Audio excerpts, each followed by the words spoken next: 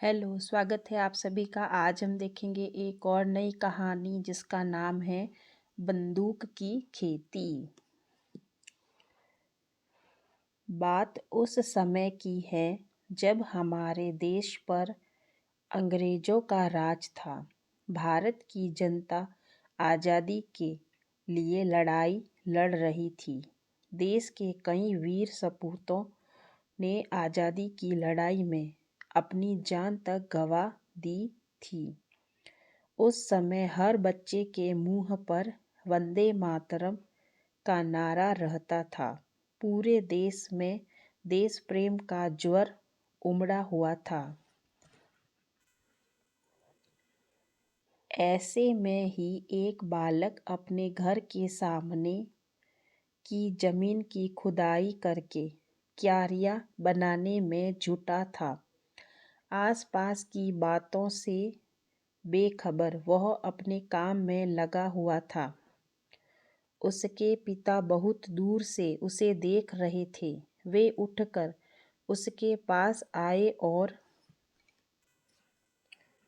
पूछने लगे, बेटे, यह क्या कर रहे हो? बेटे ने अपने पिता की ओर देखकर जवाब दिया, पिताजी, मैं खेत तैयार कर रहा हूँ। यहाँ मैं खेती करूँगा। पिता उस नन्हे से बालक की बात सुनकर हैरान रह गए। उन्होंने फिर पूछा, बेटे, तुम किस चीज़ की खेती करोगे? बेटे ने फिर जवाब दिया, पिताजी, मैं यहाँ बंदूकों की खेती करूँगा। यहाँ बंदूकें पैदा करूँगा, फिर उनसे अंग्रेज़ों को अपने देश से बाहर भगाऊँगा।